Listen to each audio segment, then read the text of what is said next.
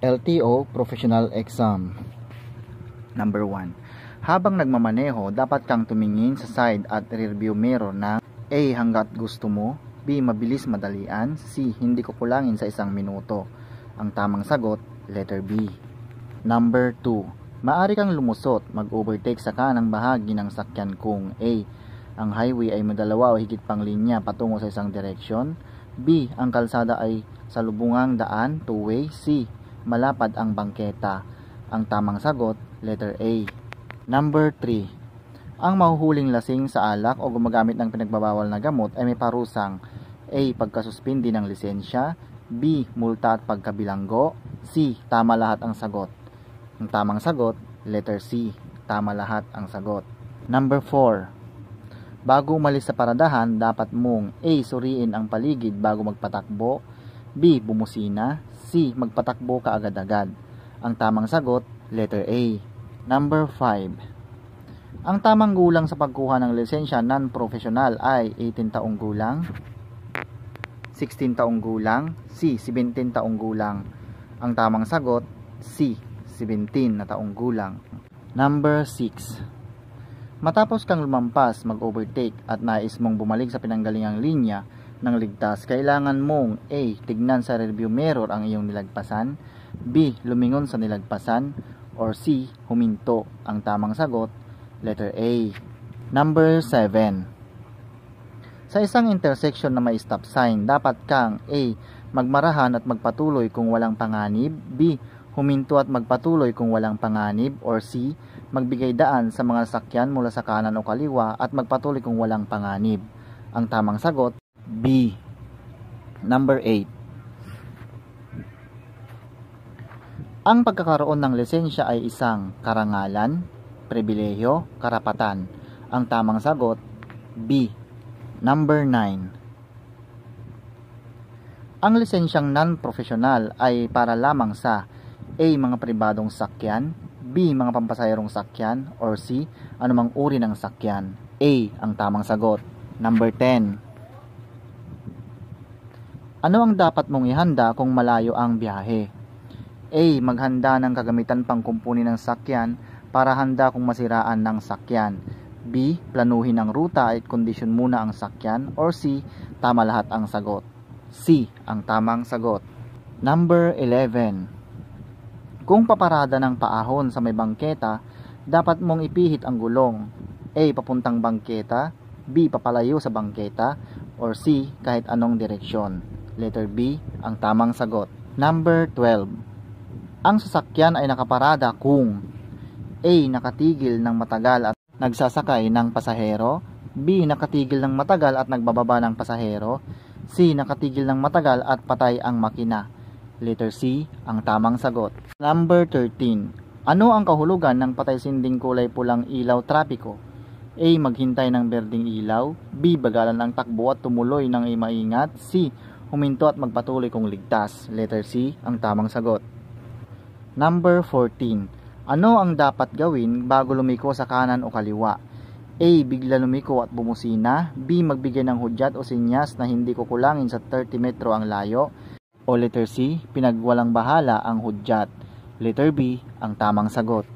Number 15. Sa paglipat-lipat ng linya, dapat kang suminyas, tignan ang rearview mirror at tignan kung may paparating na sakyan, B. Bumusina, o C. Sindihan ang headlight. A. Ang tamang sagot. Number 16. Sa highway na may 2 guhit, maaari kang lumusot kung sa iyong panig ay tuloy-tuloy na puting guhit, putol-putol na dilaw na guhit, tuloy-tuloy na dilaw na guhit. Letter B. Ang tamang sagot. Number 17. Ang hindi pagsunod sa ilaw trapiko ay nagpapatunay na mahusay kang driver, maaari ikaw ay masangkot sa aksidente, or C. Nakakatipid sa gasolina. Letter B. Ang tamang sagot. Number 18. Mapanganib ang palikong kaliwa kaysa kanan sapagkat mabilis ang sakyan galing sa kaliwa. Kailangan maging listo sa mga sakyan magmumula sa kaliwa o kanan. Or C. Maraming linya ang kalsada. Ang tamang sagot, letter B. Number 19. Ang pinakaligtas sa ultimatum kahit may karapatan sa daan ay huwag ipilit ang karapatan, bumusina, laging ipilit ang karapatan. A ang tamang sagot. Number 20. Sa rotonda, alin ang may karapatan sa daan? A. Ang sasakyang papasok pa lamang sa rotonda. B. Ang sasakyang nasa paligid ng rotonda. Or C. Ang sasakyang nakaharap sa berdeng ilaw. Ang tamang sagot, ang sasakyang nasa paligid ng rotonda. Number 21. Hindi dapat lumusot sa paanan ng tulay sapagkat may tumatawid. Hindi nakikita ang kasalubong na sakyan. C. Makipot ang daan. Ang tamang sagot, letter B. Number 22. Ano ang kahulugan ng patay-sinding dilaw na trapiko? A. Magmarahan at magpatuloy kung walang panganib. B. Huminto at maghintay magbago ang ilaw. C. Hintayin ang berdeng ilaw. Ang tamang sagot, letter A. Number 23. Ano ang kahulugan ng tuloy-tuloy na guhit na kulay dilaw? A. Maaring lumusot. B. Bawal lumusot. C. Tama lahat ang sagot. Ang tamang sagot, B. Number 24. Ayon sa batas, hindi ka maaaring magmaneho ng matulin maliban kung walang panganib na ayon sa takdang bilis o tulin ang pagpapatakbo. C. Tama lahat ang sagot. Ang tamang sagot, letter C. Number 25. Ang isang may lisensya ay maaaring magmaneho ng A. Kahit anong uri ng sakyan. B. Sasakyang nakasaad sa lisensya. C. Pampasaherong sakyan lamang. Tamang sagot, letter B. Number 26. Kung ang nakasalubong mo ay may nakakasilaw na ilaw, ano ang dapat mong gawin? A. Silawin din ang nakasalubong upang magbaba ng ilaw. B. Tumingin ng bahagya sa gawing kanan ng kalsada. Or C.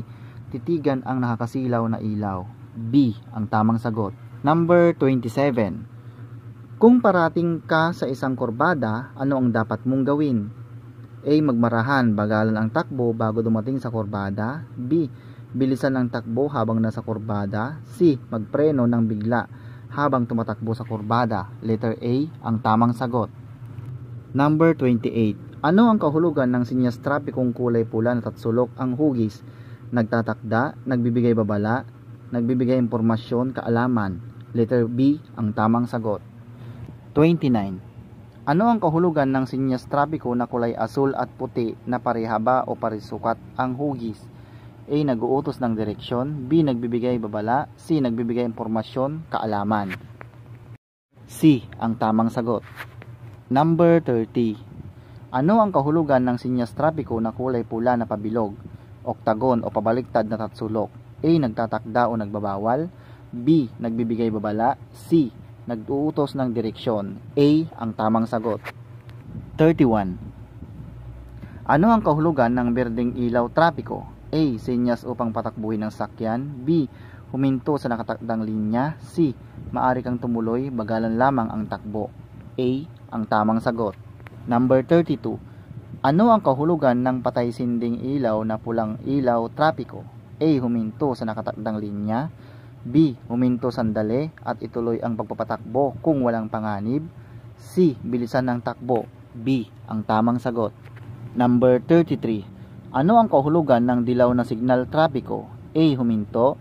B. Humanda sa paghinto at nalapit nang sumindi ang ilaw trapiko na kulay pula. B. Maari kang tumuloy, bagalan lamang ang pagpapatakbo. Letter B ang tamang sagot. Number 34. Ano ang kahulugan ng berdeng signal trapiko? A. Patakbuhin ng tuloy-tuloy ang sakyan. B. Huminto. C. Bagalan ang pagpapatakbo. A. Ang tamang sagot. Number 35. Ano ang ibig sabihin ng berdeng palaso na signal trapiko? A. Hindi pinapayagan ang pagpasok sa intersection na tinuturo ng palaso. B. Nagpapahintulot sa mga sakyan na kumaliwa o kumanan.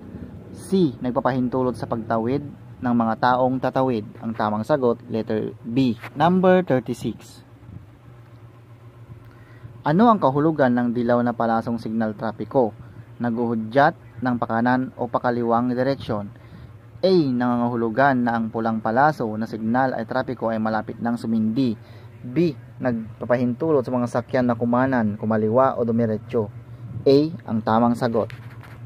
Number 37. Ano ang ibig sabihin ng puting linya sa daan? Naghahati sa mga lanes na tumatakbo sa isang direksyon, naghihiwalay sa trapiko na tumatakbo sa isang direksyon, palatandaan na maaring lumusot ng pakanan o pakaliwang direksyon. Letter B ang tamang sagot. Number 38.